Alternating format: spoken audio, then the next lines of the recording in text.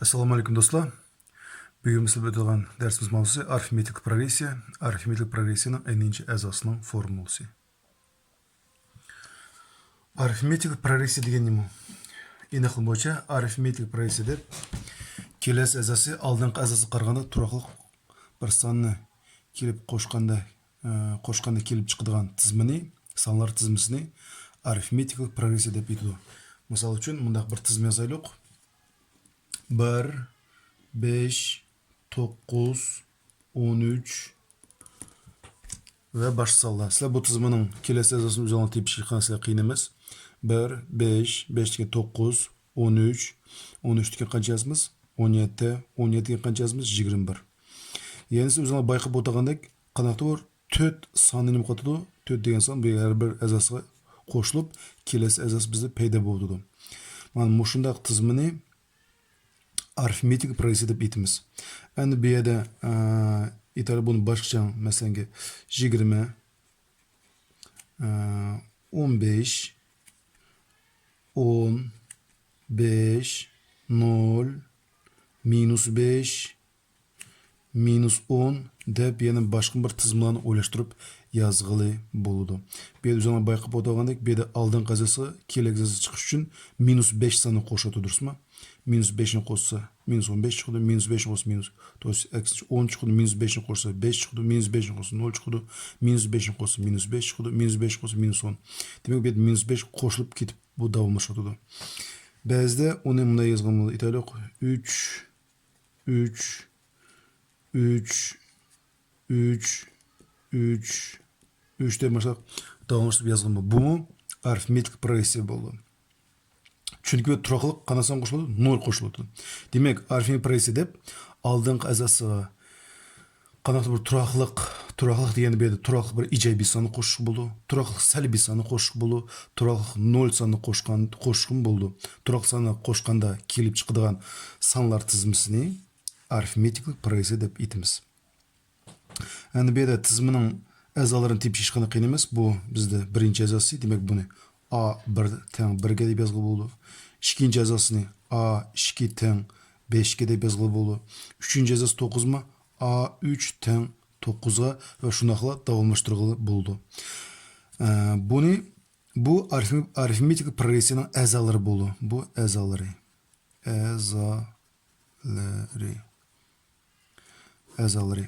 Endi qo'shilayotgan turaqli sonchi, qo'shilayotgan turaqli sonni D degan harfga belgilaydi. Bunu ayırmasıydı. Bir de qancha qo'shiladi? 4. Bunu deb aytadigan ayirma. Ayirma. Shuni o'xshashlar ikkinchisida birinchi azasi A1 teng 20 ga, A2 teng 15 ga, A3 teng 10 ga, A4 teng 5 ga. Bu yerda ayirma qanchaga teng? D teng -5 ga. Bu ayirmasi. Ayirma deb qisqartib biz qo'yay.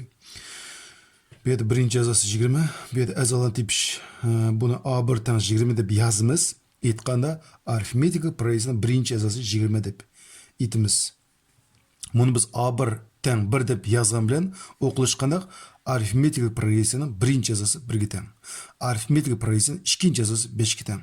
Yazganda A2 teng 5 ga deb yozamiz. Yani üçüncü tizim uchun bu yerda barliq a'zolari A1 teng 1 ga yoki birinchi azasi 1 ga teng, ikkinchi azasi barliq a'zolari 3 ga teng. Bu yerda ayrimi qanchaga teng? Ayrimi 0 ga teng. Ayrima. Endi mushu mavzuga loyiq kerak formula bilan tanishib o'taylik. AN bu arifmetik progresiyaning eninchi azasi. Eninchi azasi. Mana indeks qancha bo'lsa, shuncha azasi. AN qanday bir belgisiz azasi. Palonchi bir azasiga eninchi azasi. Kelasi D'ni biz bilamiz, buni ayirma. Endi N degan nima? N bu indeks N. Bu a'zo soni. A'zolar soni. AN bilan N'ni biz chatashtirmaylik. AN degan bu N'ninchi azasi, N degan a'zolar soni. Tak, bizga kerak formula bu AN teng A1 qo'shilgan tirnoqchiga N -1 ko'paytirilgan D. Yoki xalgan bir azani AN'ni biz A1 yoki birinchi ve birinchi aza bilan D'ni paydalanib yo'qotamiz, yezyapmiz.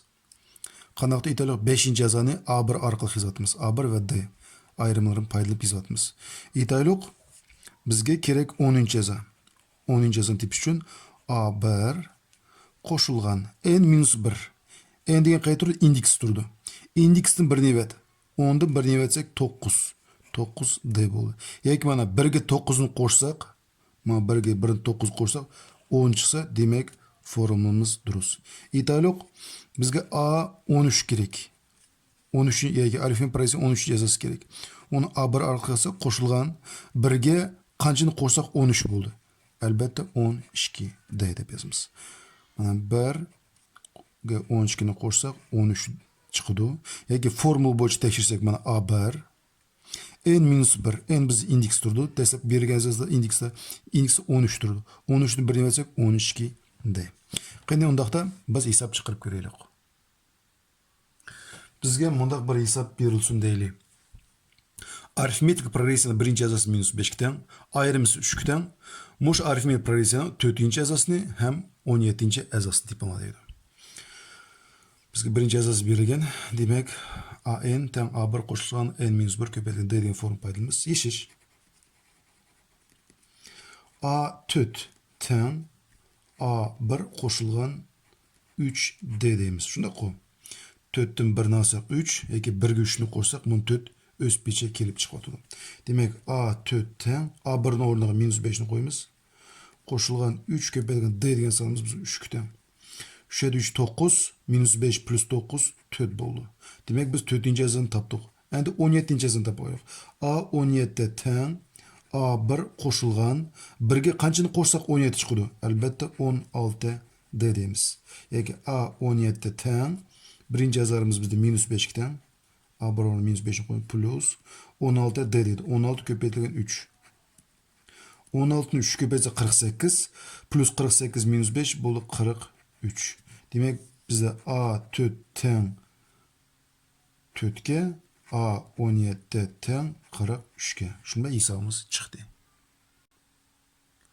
Endi kelasi bize keraklik formula. AN teng AM. Bu yerda qo'shilgan n-m D bo'ldi. Endi bu yerda biz arifmetik progressiyaning qanaqdir bir azasini belgilik bir aza ham ayrim orqali nima qilamiz? Tepatimiz. Aytaylik, bir 20-azani biz oldin formulada birinchi azasi orqali topgan, hisob chiqardik. Endi qanaqdir bir 20-azani bir 2-chi, 3-chi azalar orqali qana topimiz degan mushu formulani paydalanamiz. Ya'ni bu formulani bir ifoda yozib ko'raylik. Aytaylik, A17-azani tepish kerak. 17-azani tepish uchun bizga 4-aza berilibdi hisobda. O'chada qana qilma? Qo'shilgan 17 ilingan 4. Yoki berilgan indeksdan ifodaning ichida kirgan indeksni evetimiz. 17 ilingan 4 ko'paytirilgan D deymiz. Yoki buni bir dilla qisqartib qana yozgan bo'ldi. Buni yozmayla A4 qo'shilgan 17 ga yoki 4 ga qanchani qo'shsam 17 bo'ldi? 13 D deb bir dil yazdim. Aytaylik, A30-azani tepish kerak. Sizlarda berildi A11-aza. Buni qanday yozamiz? O'ylaymiz, 11 ga qanchani qo'shsam 30 chiqadi. Albatta qanchani? 19 ni. 19 D deb paydalanamiz. Endi aksincha, bu yerda indeks cho'ng, bu yerda indeks kichik. Endi indeks kichik berilsa, A11 ni A30 orqali qana topib bo'ldi. Bu yerda shtaqla. 30 ga qanchani qo'shsam 11 bo'ldi. Albatta salbiy sonni qo'shish kerak bo'ladi. -19 D bo'ldi. Aytaylik, A3 buni A96 orqali qan topma. O'ylayman, 96 ga qancha qo'shsam 3 chiqadi. Albatta -93 D bo'ldi. Qani undaqda bunday hisoblarni chiqarib ko'raylik. Bundaq hisob. Arifmetik progressiyaning 7-azasi 13.12 ga teng, ayrimisi 0.15 ga teng. 3-azani teplanadi ham 12-azani teplanadi. Bizga belgilik 7-aza ham ayrima. Yeşiş. Birdila nima so'radi? A3'ni so'radi. Demak, A3ni A7 orqali yozay. A7. Endi o'ylama. 7 ga qanchani qo'shsam 3 chiqadi. Albatta salbiy son kerak. -4 de. O'chaga teng A7 ni o'rniga 13,2 ni qo'yma. -4 ko'paytirilgan ayrimi qancha ekan? 0,5.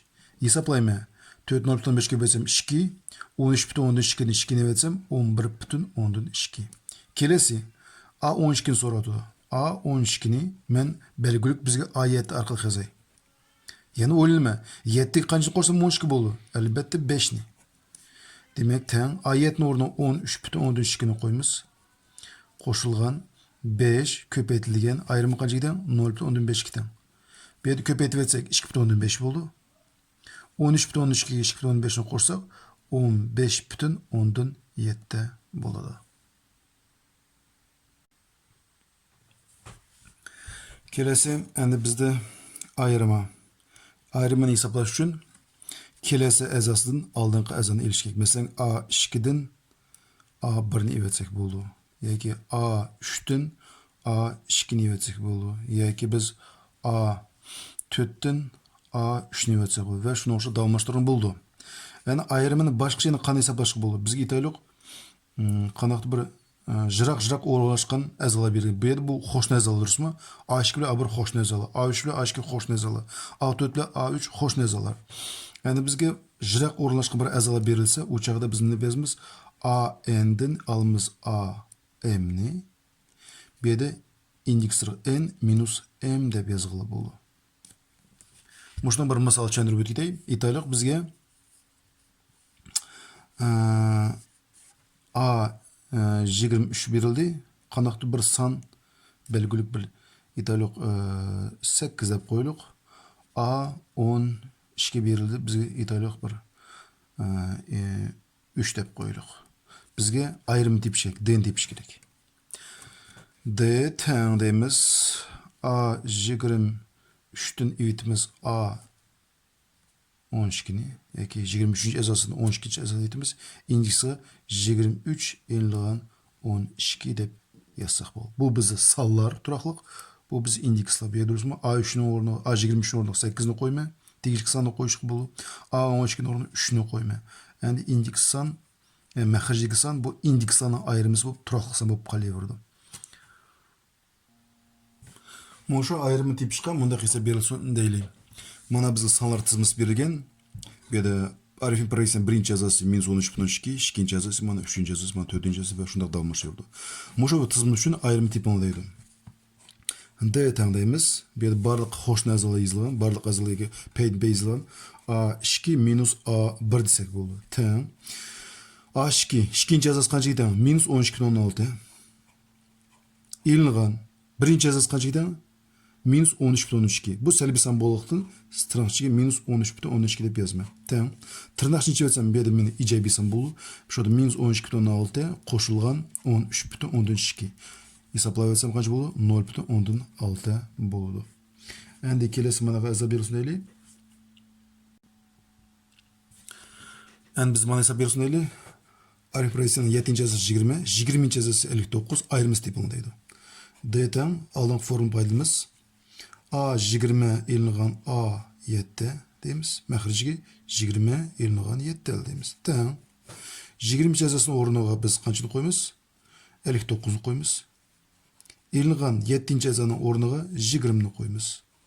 20 dan 17 ni etsam 13 chiqadi. 59 20 ni etsam 39. 13 o'sib ichga ko'chirma. 39 13 bo'lsa 3. Mana ayirma tepildi.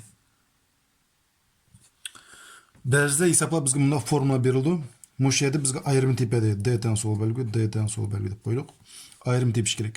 Bu yerda ayrim tepish hech bir qiyin emas. D teng n oldi qanaqasini ko'ratamiz? 0,7. Ijobiy son durustmi? Koeffitsiyenti demak D teng 0,7 deb yozamiz. Yetadi. Ya'ni ikkinchisida D teng D ekviga cho'silmaydi n verish kerak. N oldida qanaqasini ko'ratamiz? -3/1. Demak, ayrimimiz -3/1 ga teng. Yana bir qism qaytarib tushuntirib bergidek. Ayrımız tiplanatsa, muşta formula berilse, n'nin aldık san qaraymiz. İcabi san bolsa, icabi san bitiş köçürümüz. Eğer selbi san bolsa, muş selbi san biçim muşu koefisiyentine köçürüp koyuyumuz. Kelesi misal, a n tan y n qo'shgan 13 degan formula beribdi. 153 soni mush progressin asası bo'lamdi. Eshish. Bize 153 bu kanchinchi bir palonchi bir asası durusmi? Biz bilmaymiz. Shuning uchun a n da biz qo'yma. Demak, a n ni o'rniga qancha qo'yma? 153 ni qo'yma. Teng o'ng taraf ifodani o'z pech ko'chirma.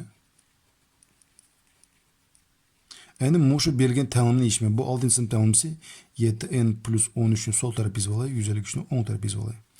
7n tan 153 ilinğen 13 tan 140 oldu. N tip için 140'ını 7 bölürsem 20. Eğer muş tanım yeşkende enimiz bu natural sallığa jığını da bolsa, yaki natural sallığa yatsa, u çağda bu esas bo'laydi. Natural salını bilse 1, 2, 3, 4, 5 de bizge günlük ömrde sanatkan salla. Kiçik vaxtımızda biz ügetken salla desek bo'ldi. Eğer biz salbiy bütün san chiqqan bo'lsa, u esas bo'lamaydi. İtalyoq -20 bo'lgan bo'lsa, bu esas bo'lamaydi. Yoki 20 bütün 10'dan 3 bo'lib, qanday bir ratsional san chiqqan bo'lsa, bu esas bo'lamaydi. Natural san chiqish kerak. Demak, javobi Ezası bo'laydi. Kanchinchi ezası? 20. ezası. A 20 tan 153. Yani qisqartib yazdım, xabamanglar.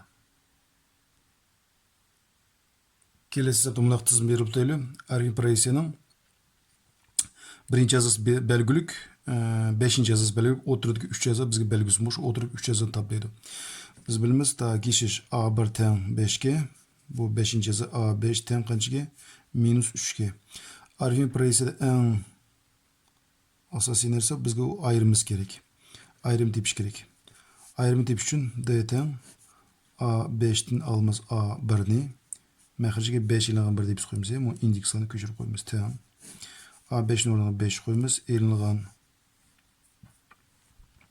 A5 onu keçirse -3'ni qo'yamiz. İlgan A1 bizde 5 kitan. Mega 5 ilgan 1 deb ko'chirib qo'yildi. Tamam. -3 -5 -8 bo'ldi. Bu yerda 4 bo'ldi. Bölsek -2. Demak, ayrımız qancha? -2 tengi. A2 tepish kerak. A2 tepish uchun nima qilamiz? A1 ga bir tal d ni qo'shamiz. Egadan A1 bizde 5 qo'shilgan -2 teng qancha bo'ldi? Bizde 3 bo'ldi. Kelesi A3 tepish kerak. A3 tepish uchun A1 qo'shilgan 1 ga qancha qo'shsam 3 chiqadi? 2 d ni durustmi? 5 qo'shilgan 2 ko'paytirilgan -2 bo'ldi. D bizde -2 teng. Biz tip aldık, unutib qolmanglar. Bu yerda ko'paytsa -4 bo'ldi 1. A4 tepish kerak. A1 qo'shilgan qanchada? 3D. 5 qo'shilgan 3 ko'paytirilgan D ni o'rniga -2 ni qo'yman. Bo'ldi -6, -1 chiqdi. Shunday hisobimiz chiqdi. Kelesi zap AN teng 100 ilingan 3'ün formülsünün arifmetik proyesi beripti. Muşu proyesinin qanchatal ijobiy azası ba deydi. Neçe ijobiy azası bar. Biz neçe salbiy azası bar deydi. O çağda biz nima qilamiz? Birdilla bergan ifodasi ko'chiramiz. Şart qaraymiz. Neçe ijobiy azası bar desa, demek cho'ng 0 deymiz. Neçe salbiy azası bar desa, kichik 0 deymiz. 0'ga yaqin azalar desa, o'chaga teng 0 deb yozamiz. Hech bir qiyin emas. Endi mush tengsiz ishimiz -3n cho'ng -100 dan bo'ldi. Bu yerda -1 ko'paytiramiz. Tengsiz -1 ko'paytsa, tengsiz belgilari ham tamaga o'zgarishni o'zgardi qolgan 6-sınıf o'tib ketdilar. 3n tengsiz belgisi kichik bo'ldi. 100 dan bo'ldi. N tip uchun en küçük 100 bölüngen kaçın 3'tün. Eki en küçük 33,3'tün 1. Yani öz it durdu. En küçük 33,3'tün 1. En kanasalı natural salı. 33,3'tün 1'in küçük natural san, en birinci natural san o kanca 33.